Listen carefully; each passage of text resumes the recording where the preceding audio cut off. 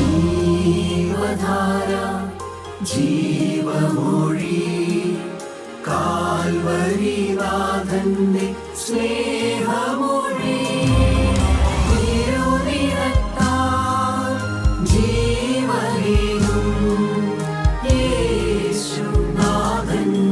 ജീവമൊഴി ജീവധാര ജീവധാര ജീവധാര.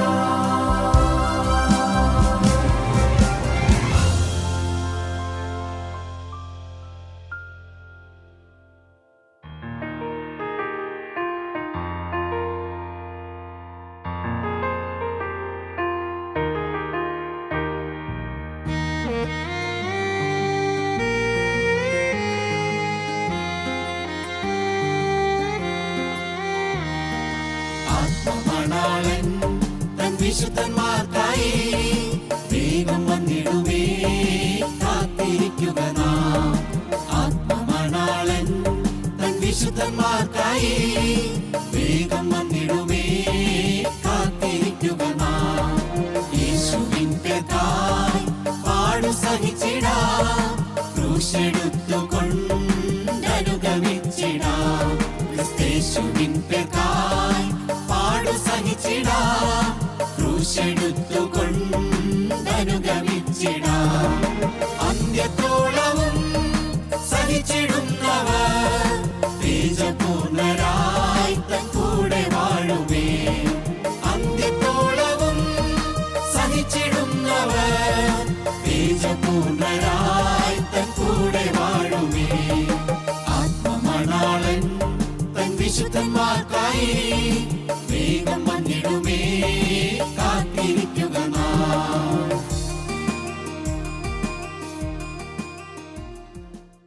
ദൈവനാമം മഹത്വപ്പെടുമാറാകട്ടെ. കർത്താവായ യേശുക്രിസ്തുവിൻ്റെ പരിശുദ്ധമായ നാമത്തിൽ നിങ്ങൾക്ക് എല്ലാവർക്കും എൻ്റെ വിനീതമായ സ്നേഹവന്ദനം. എഫേസ്യർക്ക് ലേഖനം 5-ാം അധ്യായം 15 മുതൽ 21 വരെയുള്ള വാക്യങ്ങൾ നമുക്ക് വായിച്ച് കേൾക്കാം. ആകയാൽ സൂക്ഷ്മത്തോടെ അജ്ഞാനികളായിട്ടല്ല ജ്ഞാനികളായിട്ടത്രേ നടപ്പാൻ നോക്കുവീൻ. ഇത് ദുഷ്കാലമാകയാൽ സമയം തക്കത്തിൽ ഉപയോഗിച്ചുകൊള്ളുവീൻ. ബുദ്ധിഹീനരാകാതെ കർത്താവിൻ്റെ ഇഷ്ടം ഇന്നതെന്ന് ഗ്രഹിച്ചുകൊള്ളുവീൻ. വീഞ്ഞു കുടിച്ച് മത്തരാകരുത്, അതിനാൽ ദുർനടപ്പുണ്ടാകുമല്ലോ.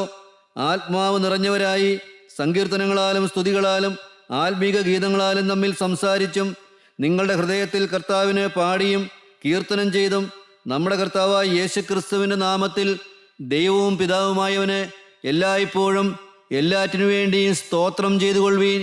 ക്രിസ്തുവിൻ്റെ ഭയത്തിൽ അന്യോന്യം കീഴ്പ്പെട്ടിരിപ്പീൻ. ദൈവത്തിൻ്റെ മഹത്വം. എഫേസ്യർക്ക് ലേഖനം പ്രധാനമായും ഊന്നി പറയുന്നത് നടപ്പിനെ കുറിച്ചാണ്. നമ്മുടെ ജീവിതം, നമ്മുടെ നടപ്പ്, അത് ദൈവസന്നിധിയിൽ നിഷ്കളങ്കവും പരമാർത്ഥവുമായിരിക്കണം. പൗലോസ് ഇവിടെ ഉപയോഗിക്കുന്ന പദം ആകയാൽ സൂക്ഷ്മത്തോടെ അജ്ഞാനികളായിട്ടല്ല ജ്ഞാനികളായിട്ടത്രയും നടക്കേണ്ടത്. നമ്മുടെ ധ്യാന വിഷയം ജ്ഞാനികളായി നടക്കുക. Work circumspectly, work prudently, work accurately.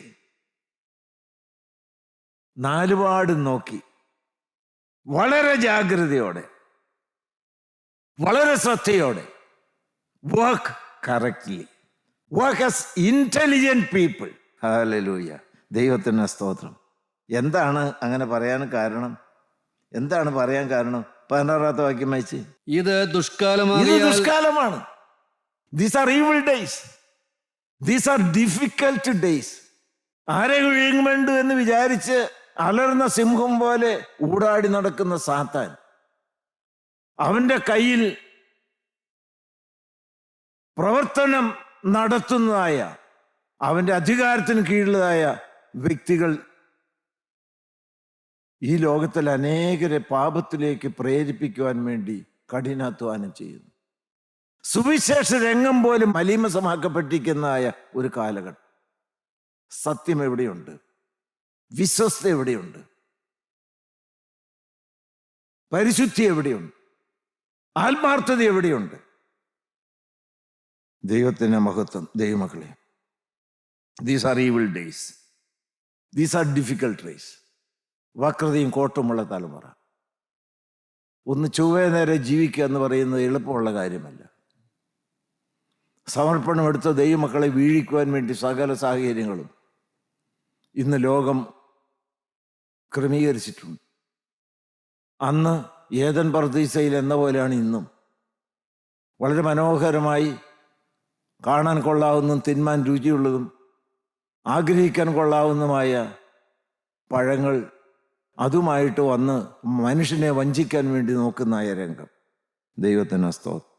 ദൈവങ്ങൾ അതിൻ്റെ മധ്യത്തിൽ തന്നിനായിരിക്കുന്ന പൗലോസ്ലീഹ വളരെ വ്യക്തമായിരിക്കുന്ന ഒരു താക്കീതും ആലോചനയും പറഞ്ഞാൽ ജ്ഞാനികളായിട്ട് നടക്കണം. എന്താണ് ജ്ഞാനിയായിട്ടുള്ള നടപ്പ് എന്ന് പറയുമ്പോൾ ഉദ്ദേശിക്കുന്നത്? എഫേസ്യർക്ക് ലേഖനം തന്നെ എടുത്ത് 1-ാം അധ്യായത്തിന്റെ 17-ാമത്തെ വാക്യത്തിൽ ജ്ഞാനവുമായി ബന്ധപ്പെട്ട കാര്യം അവിടെ പറയുന്നുണ്ട്.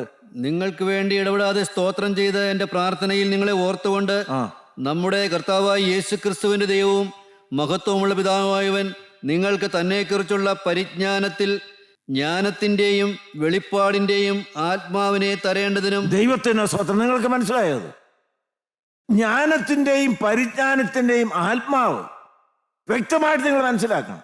ഞാൻ ഇങ്ങനെ കണക്കുകൂട്ടി അങ്ങോട്ട് നോക്കില്ല, ഇന്നത് ചെയ്യില്ല, ഇന്നത് പറയില്ല, അങ്ങനെയൊന്നും നമുക്ക് മുന്നോട്ട് ജയത്തോടെ പോകാനായിട്ട് സാധ്യമല്ല. എന്നാൽ ജ്ഞാനത്തോടുകൂടിയുള്ള നടപ്പ് എന്ന് പറയുന്നത് ജ്ഞാനത്തിൻ്റെയും പരിജ്ഞാനത്തിൻ്റെയും ആത്മാവിനാൽ നിയന്ത്രിക്കപ്പെട്ട ജീവിതമാണ്. Controlled absolutely by the Holy spirit.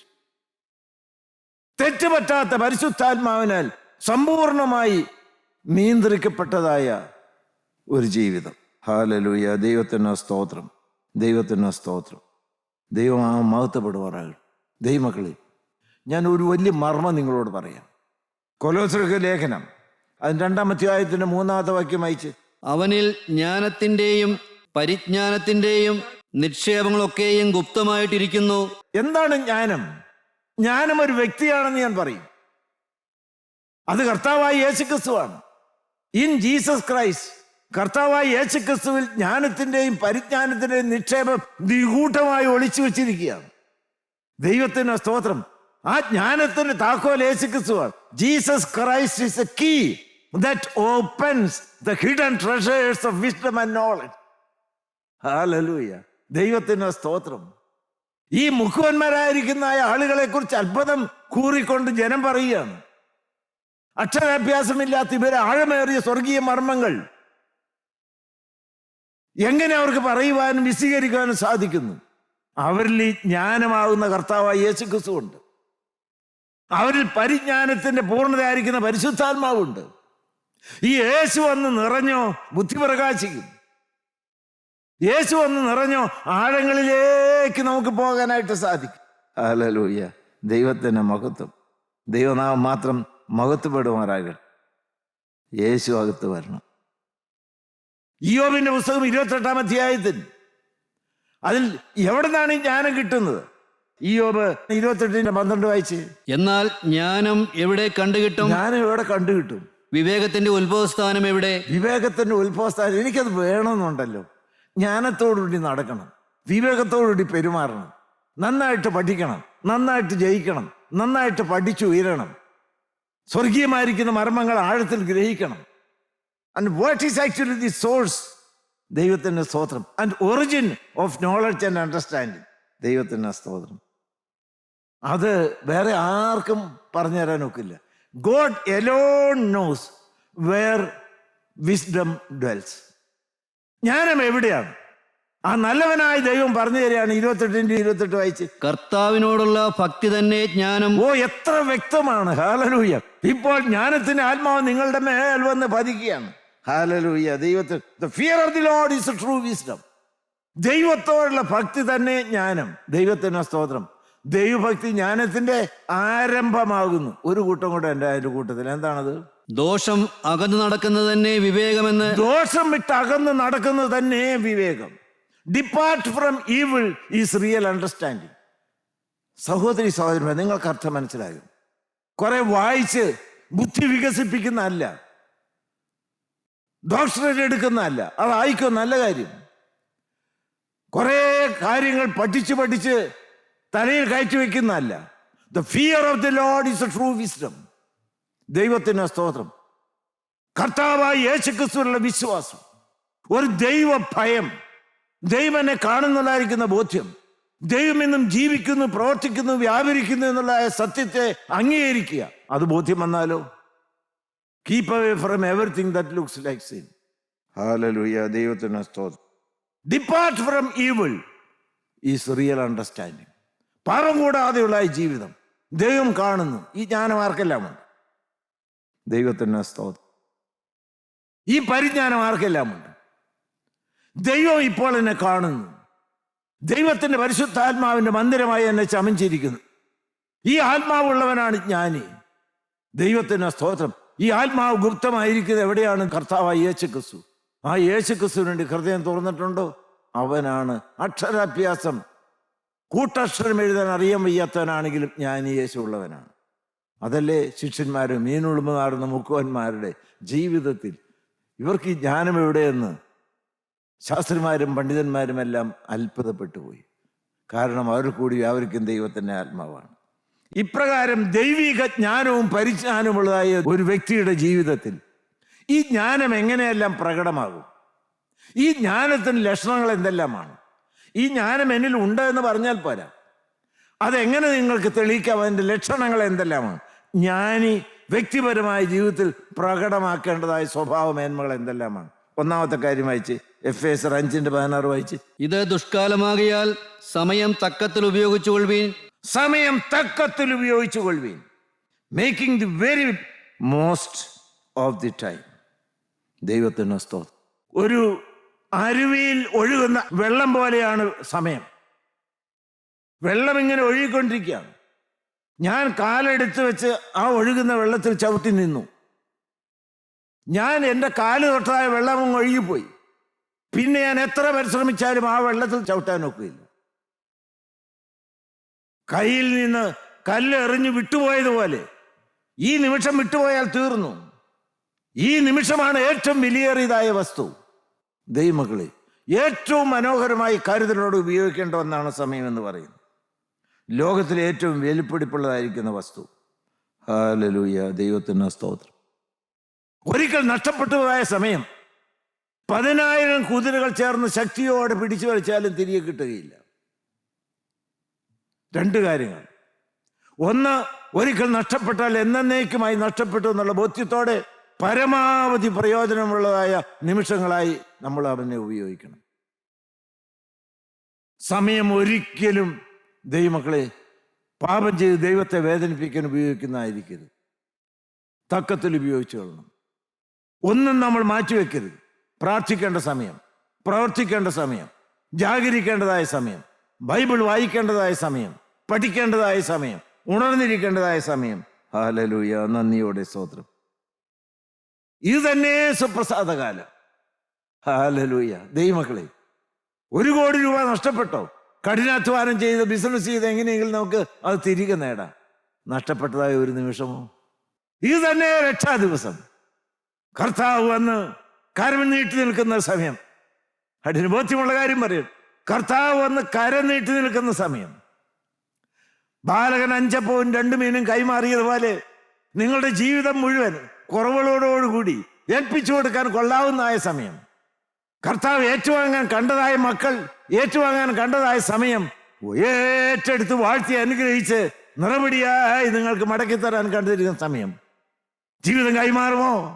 അനുഗ്രഹം പ്രാപിക്കുമോ? സമയം തക്കത്തിൽ ഉപയോഗിക്കുമോ? ഇത് തന്നെ രക്ഷാ ദിവസം. ഇത് തന്നെ സുപ്രസാദ കാലം. ദൈവത്തിന് സ്തോത്രം.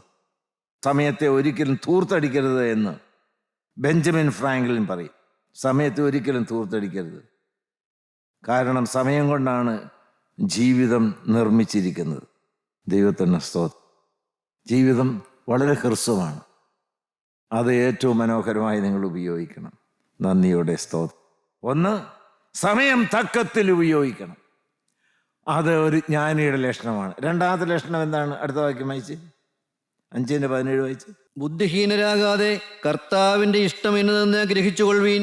ദൈവമക്കളെ, നമ്മളെന്നും പ്രാർത്ഥിക്കുന്നതല്ലേ ദൈവമക്കളെ, നിന്റെ ഇഷ്ടം സ്വർഗത്തിലെ പോലെ ഭൂമിയിലുമാകണം. ഞാൻ ആത്മാർത്ഥമായി നിങ്ങളോട് വളരെ ശാന്തമായും ചോദിക്കട്ടെ, ചങ്കത്ത് കൈവച്ച് ആത്മാർത്ഥയോടെ ആ പ്രാർത്ഥന ചൊല്ലാൻ നിങ്ങൾക്ക് മനസ്സാണോ? സ്വർഗത്തിൽ മാലാഖമാരുടെയും വിശുദ്ധന്മാരുടെയും മധ്യത്തിൽ ദൈവത്തിന്റെ ഇഷ്ടം സമ്പൂർണ്ണമായി നിറവേറ്റപ്പെടുന്ന പോലെ ഈ ഭൂമിയിൽ ജീവിക്കുന്ന എൻ്റെ ജീവിതത്തിൽ ദൈവത്തിന്റെ ഇഷ്ടം മാത്രം ചെയ്ത് ജീവിക്കാൻ സമ്മതമാണെന്ന് പറയാൻ സാധിക്കുമോ? നിങ്ങൾ തന്നിഷ്ടമല്ലേ നടക്കുന്നത്? വായിൽ തോന്നുന്നതല്ലേ നീ പറയുന്നത്? നിനക്ക് താല്പര്യമുള്ള അതിലേക്കല്ലേ നോക്കുന്നത്? എപ്പോഴെഴുന്നേക്കണം? ഉറക്കം കഴിഞ്ഞ്, എൻ്റെ ഉറക്കം തീരുമ്പോൾ. എന്ത് തിന്നണം നിനക്കിഷ്ടമുള്ളത്? എന്ത് പറയണം നിന്റെ നാവിൽ വരുന്നത്? എന്നിട്ട് മടിയില്ലാതെ നിന്റെ ഇഷ്ടം സ്വർഗത്തിലെ പോലെ ഭൂമിയിലും ആകണമെന്ന് പ്രാർത്ഥിക്കാൻ പേടിയില്ലാത്തൊരു കൂട്ടം ദൈവമക്കളായി നിങ്ങൾ അധപ്പതിക്കരുത്.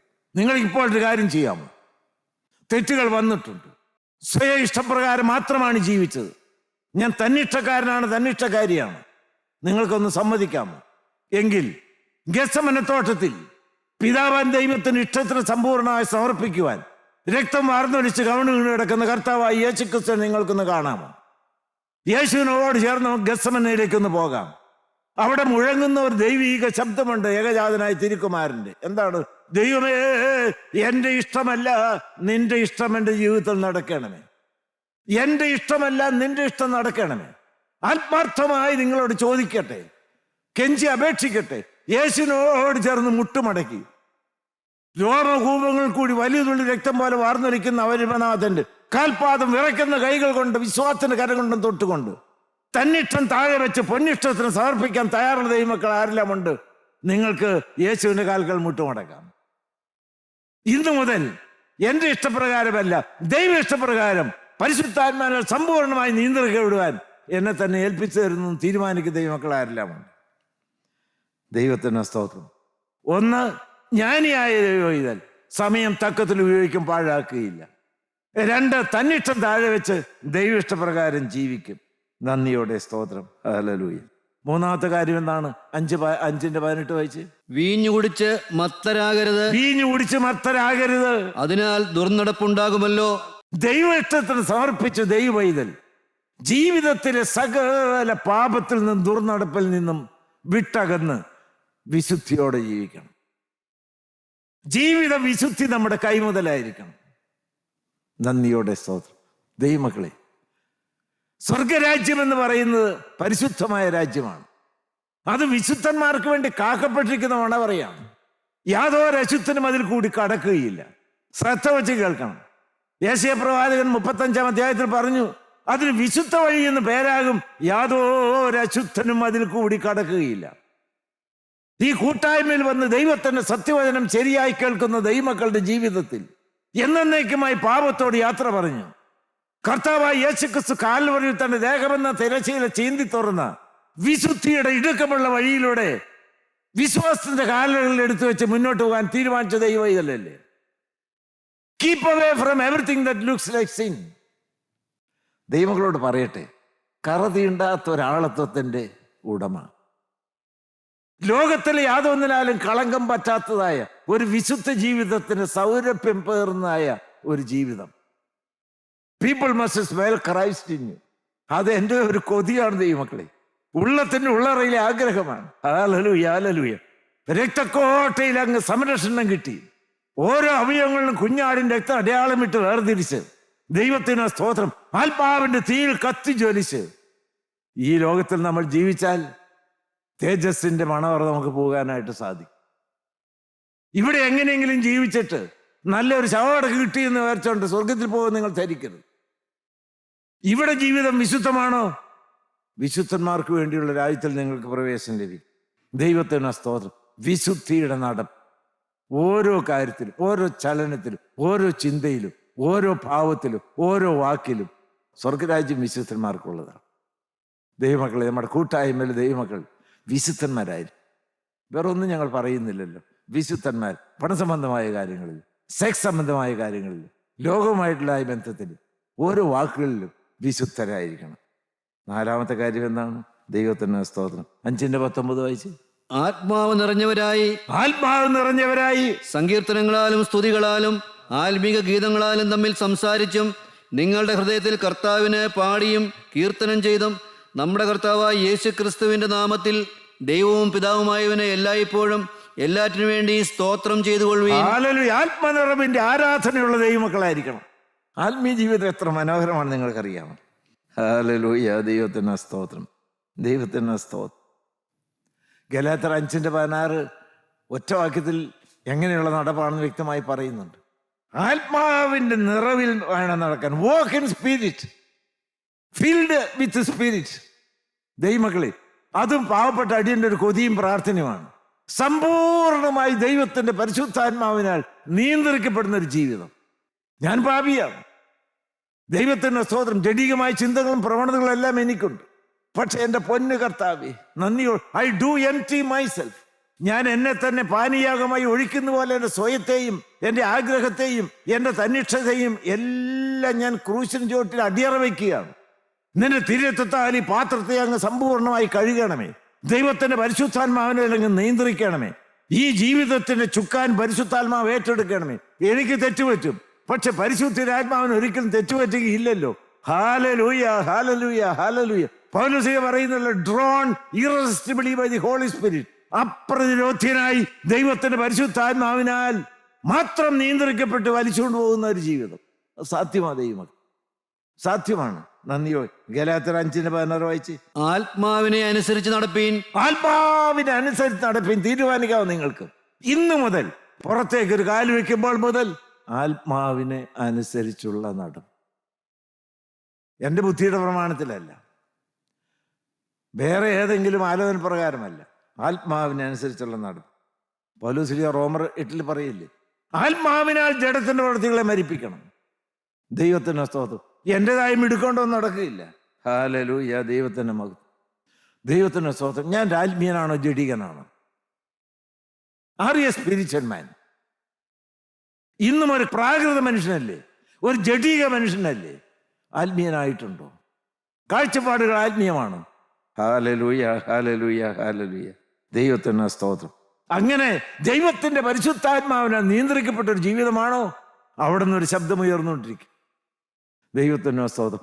ആത്മീയമായ ആരാധന, അത് സ്തുതിയാണ്. ഹല്ലേലൂയ. ദൈവത്തിന് സ്തോത്രം. ഹൃദയത്തിൽ ദൈവത്തിന് പാടണം. 5:20 വായിച്ചേ. നമ്മുടെ കർത്താവായ യേശു ക്രിസ്തുവിന്റെ നാമത്തിൽ ദൈവവും പിതാവുമായവനെ എല്ലായ്പ്പോഴും എല്ലാറ്റിനു വേണ്ടി സ്തോത്രം ചെയ്തുകൊള്ളുകയും. എല്ലായ്പ്പോഴും എല്ലാറ്റിനു വേണ്ടിയും ദൈവത്തെ സ്തുതിച്ചുകൊണ്ട് നടക്കും. ദൈവത്തിന്റെ സ്തോത്രം. an attitude of gratitude. work in spirit. ദൈവത്തിന്റെ സ്തോത്രം. നന്ദി നിറഞ്ഞതായ ആത്മനിറവിന്റെ ആരാധന, സത്യത്തിലും ആത്മാവിനുള്ളതായിരിക്കുന്ന ആരാധന, നന്ദിയോടെ സ്തോത്രം. എപ്പോഴും ഉള്ളത്തിൽ നിന്നൊരു സ്തുതി ഇങ്ങനെ ഉയർന്നിട്ടിരിക്കും. ഇത്രത്തോളം സഹായിച്ച നടത്തിയ ദൈവത്തിന് സ്തോത്രം. ഇന്നയോളം തുണച്ചവനെ ഇനിയും തുണയ്ക്കണമേ. ദൈവത്തിന് സ്തോത്രം. A singing and thankful spirit. കൊലോസ്യർ 3:16 കൂടെ വായിക്കാമോ? സങ്കീർത്തനങ്ങളാലും സ്തുതികളാലും ആത്മീക ഗീതങ്ങളാലും തമ്മിൽ പഠിപ്പിച്ചും ബുദ്ധി ഉപദേശിച്ചും. സങ്കീർത്തനങ്ങളാലും സ്തുതികളാലും ആത്മീയ ഗീതങ്ങളാലും. നാവലി പാട്ടുണ്ടോ? അതോ പരിഭവമാണോ? അതോ ശാപമാണോ? ഉള്ളം നിറഞ്ഞ് കവിയട്ടെ ദൈവമക്കളെ. ഹല്ലേലൂയ. എൻ്റെ സർവാന്തരംഗമേ അവൻ്റെ വിശുദ്ധ നാമത്തെ വാഴ്ത്തുക. അവൻ്റെ ഉപകാരങ്ങളൊന്നും മറക്കരുത്. ആത്മാവിൽ ദൈവത്തിൻ്റെ സ്തോത്രം. ദൈവത്തെ ആരാധിക്കാൻ നിങ്ങൾക്ക് സാധിക്കുന്നുണ്ടോ? മരിച്ചവരും മൗനതയിലേക്ക് ഇറങ്ങുന്ന ദൈവത്തെ സ്തുതിക്കുകയില്ല. ആത്മാവിൻ്റെ ജീവനുണ്ടോ? നിറവടിയായ ജീവനുണ്ടോ? ദൈവത്തെ ആരാധിച്ച് സ്തുതിച്ചു പോകും. ആഴമുള്ള പാപക്കുഴിയിലായിരുന്ന ഒരു സമയത്ത് അവിടെ കിടന്നുകൊണ്ട് അയ്യം വിളിച്ച് കരഞ്ഞു. കർത്താവായ യേശുക്രിസ്തുവിന്റെ കരം വന്ന് പിടിച്ചു, ഉയർത്തി, പാറമേൽ നിർത്തി, ഗമനത്തെ സ്ഥിരമാക്കി. യേശുവിനെ നോക്കാനുള്ള യാത്ര. നാവിൽ പുതിയ ഒരു പാട്ട് തന്നു. ദൈവത്തിന് സ്തുതി തന്നെ. തേജോമയനായ എന്നെ കരയേറ്റിയതായ ദൈവത്തെ കണ്ടുകൊണ്ട് ആരാധിച്ചുകൊണ്ടായിരിക്കുന്ന യാത്ര. അയ്യോ, ഞാൻ അരിഷ്ട മനുഷ്യൻ എന്ന് ഒരു സമയത്ത് കരഞ്ഞു. പക്ഷെ കർത്താവായ യേശുക്രിസ്തു മുഖാന്തരം ജയം തന്നു. അത് രുചിച്ചപ്പോൾ കർത്താവായ യേശുക്രിസ്തു മുഖാന്തരം ജയം തന്നു. ദൈവത്തിന്റെ സ്തോത്രം. നമ്മുടെ പിതാക്കന്മാര് പാടിപ്പോയി, നിസ്തുതിയും ഹല്ലേലൂയയും കർത്താവേ ഞാൻ നിർത്തരുത്. ദൈവത്തിന് സ്തോത്രം. Hallelujah, hallelujah. നിങ്ങൾക്ക് ആരാധിക്കാൻ തോന്നുന്നുണ്ടോ? ദൈവത്തിന് സ്തോത്രം. ഹല്ലേലൂയ ഭവനമല്ലേ സ്വർഗരാജ്യം എന്ന് പറയുന്നത്. അവിടെ ഇവിടുത്തെ പോലെ പരാതികളും ദൈവമക്കളെ ആക്രോശങ്ങളും ഒന്നുമില്ല. അവിടെ ആരാധനയും സ്തുതി മാത്രമേ ഉള്ളൂ. മുഖം മൂടിക്കൊണ്ട് മാലാഖമാർ ആരാധിക്കുന്നതായ ആ ഒരു കൂട്ടത്തിന്റെ കൂടെ നിന്നുകൊണ്ട് പാവപ്പെട്ട അടിയങ്ങൾക്കും ദൈവത്തെ സ്തുതിക്കണ്ടേ, നമുക്ക് സ്തുതിക്കണ്ടേ? അതിന് ദൈവമക്കളെ പാപത്തോട് യാത്ര പറഞ്ഞൊരു വിശുദ്ധ ജീവിതം തുടങ്ങുക. ആത്മാവിനാൽ ദൈവം നിങ്ങളെ നിറയ്ക്കട്ടെ. നന്ദിയോടെ സ്തോത്രം ഹൃദയത്തിൽ പാടണം. എപ്പോഴും എല്ലാറ്റിനും വേണ്ടി സ്തോത്രം ചെയ്യണം. ഒരു കാര്യം കൂടി എനിക്ക് പറയാനുണ്ട്. 21 വാക്യം വായിച്ച് തുടർന്നുള്ളതായ ജ്ഞാനിയുടെ നടപ്പ് എങ്ങനെയാണ്? ക്രിസ്തുവിന്റെ ഭയത്തിൽ അന്യോന്യം കീഴ്പ്പെട്ടിരിപ്പീൻ. ക്രിസ്തുവിന്റെ ഭയത്തിൽ അന്യോന്യം കീഴ്പ്പെട്ടിരിപ്പീൻ. ഇപ്പോൾ നിങ്ങൾ മനസ്സിലാക്കേണ്ട ഒരു കാര്യം, ഈ ദൈവ സാന്നിധ്യം മറന്ന് നിങ്ങൾ നടക്കാനിട വരും. ഒരു ദൈവത്തിന്റെ കണ്ണെന്നെ കാണുന്നു. ഇന്നലെയും ഇന്നും എന്നേക്കും അനന്യനായിരിക്കുന്ന ദൈവം, അന്ന് ശമരിയക്കാരി സ്ത്രീയുടെ അടുത്ത് നിന്ന ദൈവം, മഗ്ദലക്കാരി മറിയയുടെ അടുക്കൽ നിന്ന ദൈവം, അതേ ആത്മാവ് പത്രോസിയായിക്കൂടി വ്യാപരിച്ച് അനന്യാസെ സഫീറെ ഇത്രയൊക്കെ നിലം വെച്ചത് എല്ലാം കാണുന്നു, എന്നെയും കാണുന്നു. ഞാൻ ഈ വെള്ളവസ്ത്രം ധരിച്ച് പ്രസംഗിക്കാൻ നിൽക്കുന്നത് മാത്രമല്ല കാണുന്നത്, ഞാൻ എൻ്റെ കുടുംബജീവിതം നയിക്കുമ്പോൾ സമയത്തും, ഔദ്യോഗികമായിരിക്കുന്ന ജോലി നോക്കുന്ന സമയത്തും, യാത്ര ചെയ്യുന്ന സമയത്തും ദൈവത്തിന്റെ കണ്ണെന്നെ കാണുന്നു. നന്ദിയോടെ സ്തോത്രം. ഇവൻ സാക്ഷാൽ ഇസ്രായേലിൻ, ഇവനിൽ കവടമില്ല എന്നുള്ള സർട്ടിഫിക്കറ്റ് കിട്ടണം. ദൈവ ഭയം, ദൈവം കാണുന്നു, ദൈവം കേൾക്കുന്നു, സകലതും ദൈവം റെക്കോർഡ് ചെയ്യുന്നു. ദൈവത്തിന് സ്തോത്രം. എൻ്റെ പാപങ്ങൾ കാണാൻ മാത്രം കണ്ണുള്ള ദൈവമല്ല, എൻ്റെ ഉള്ളത്തിൻ്റെ ഉള്ളറയിലെ നല്ല ആഗ്രഹങ്ങളെയും കണ്ട് സാധിപ്പിച്ചു തരുന്ന ദൈവമുണ്ട്. മാത്രമല്ല, ദൈവഭയമുള്ളവനും അന്യോന്യം കീഴ്പ്പെട്ടിരിക്കുന്നവരുമായിരിക്കും. ദൈവത്തിന് ഈ കാലത്തിൽ നഷ്ടപ്പെട്ടു പോയ ഒരു സ്വഭാവ മേന്മയാണത്. താണിരിക്കും, കീഴ്പ്പെട്ടിരിക്കുക. ഭാര്യമാര് ഭർത്താക്കന്മാർ കീഴ്പ്പെട്ടിരിക്കണം, ദാസന്മാർ യജന്മാന്മാർ കീഴ്പ്പെട്ടിരിക്കണം, വിദ്യാർത്ഥികൾ അധ്യാപകർക്ക് കീഴ്പ്പെട്ടിരിക്കണം, കൂട്ടായ്മക്കാരെ നടത്താൻ ഫലമേൽപ്പിച്ചിരിക്കുന്നവർ കീഴ്പ്പെട്ടിരിക്കണം. ഒന്ന് താഴാ ദൈവം, ഒന്ന് വിനയപ്പെടാം. ദൈവത്തിന് സ്തോത്രം, ദൈവത്തിന് സ്തോത്രം. കർത്താവായ യേശു ക്രിസ്തു തന്നെത്താൻ താഴ്ത്തി ദാസവേഷമെടുത്തു. ആ ദാസനായിരിക്കുന്ന കർത്താവായ യേശു ക്രിസ്തുവിന് അടിമത്തം സ്വീകരിക്കാൻ നിങ്ങൾ തയ്യാറാണ്? ഒരു വാക്ക് നിങ്ങൾക്ക് പറയാമോ? ഇതാ ഞാൻ കർത്താവിന്റെ ദാസി, നിന്റെ വാക്ക് പോലെ എനിക്ക് ഭാവിക്കട്ടെ. ഇതാ ഞാൻ കർത്താവിന്റെ ദാസൻ, നിന്റെ വാക്ക് പോലെ എനിക്ക് ഭവിക്കട്ടെ. അരുമനാഥന്റെ കരം താണിറങ്ങുന്ന ആരെയാണ്? അവൻ താഴ്ന്നവരെ ഉയർത്തുന്നു, തന്നെത്താൻ ഉയർത്തുന്നവരെ താഴ്ത്തുന്നു. നമുക്കൊന്ന് കീഴ്പ്പെട്ടിരിക്കാമോ? ദൈവത്തിന്റെ കരത്തിന് കീഴിൽ താണിരിക്കാം. നമ്മുടെ കണ്ണുകളെ നമുക്ക് അടയ്ക്കാം, നമുക്ക് പ്രാർത്ഥിക്കാം. കാരണം നിറഞ്ഞ ദൈവമേ, അഹങ്കാരം വന്നു പോയിട്ടുണ്ട്, അശുദ്ധി വന്നു പോയിട്ടുണ്ട്, അവിശ്വാസം വന്നു പോയിട്ടുണ്ട്. വാഴ്ത്തപ്പെട്ട പൊന്ന് കർത്താവേ, അജ്ഞാനിയായി നടന്നു പോയിട്ടുണ്ട്.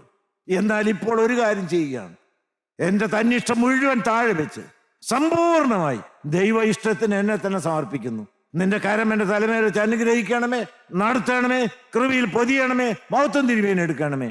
യേശു കർത്താവിന്റെ പരിശുദ്ധ നാമത്തിൽ അപേക്ഷിക്കുന്നു. കൃപയോടെ കേട്ട് ഉത്തരമല്ലുമാറാകണമേ. ആമീൻ, ആമീൻ.